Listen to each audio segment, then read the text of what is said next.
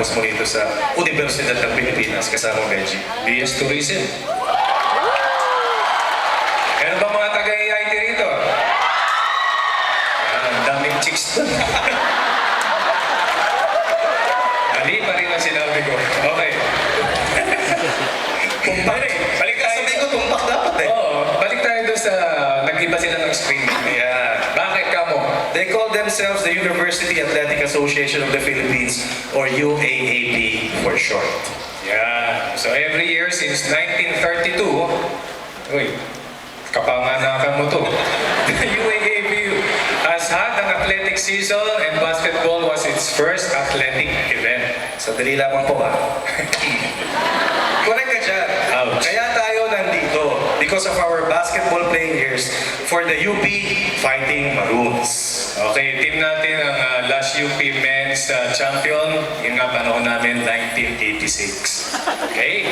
But UP won the General Championship in 1998. Every year, UP still manages to squeak in a championship in other events. Last year nga, men's swimming and women's softball, tayo ang nangyayari.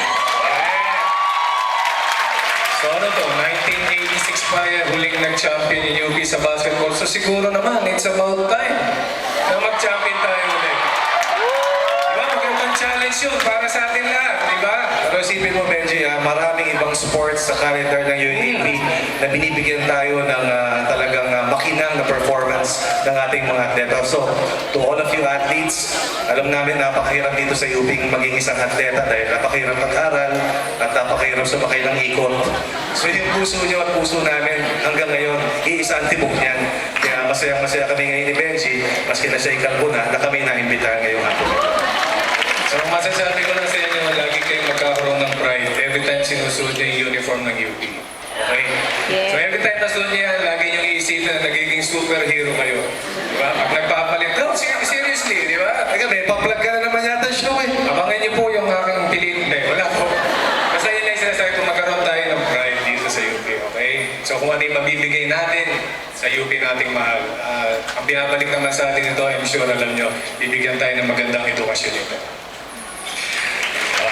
Hindi kayo makapaniwala, seryoso yun. Wala sa script yun. Bago kami magpaalam ni kasamang Benji, gusto namin magpasalamat kay Dean Her Calianta at kay Athletic Director Edwin Barber for inviting us here dahil alam mo si Benji napaka-busy ng schedule nito at kanina nga papunta kami dito ng UP, akala niya sa atin ay yung bagsak namin kaya natagalan kami dumating. Okay, sa lahat ng mga estudyante, sa lahat ng miyembro ng faculty, sa lahat ng mga alumni at fans ng UP athletes, let's cheer the UP Fighting Maroons. UP Fight! Thank you. Maraming salamat po.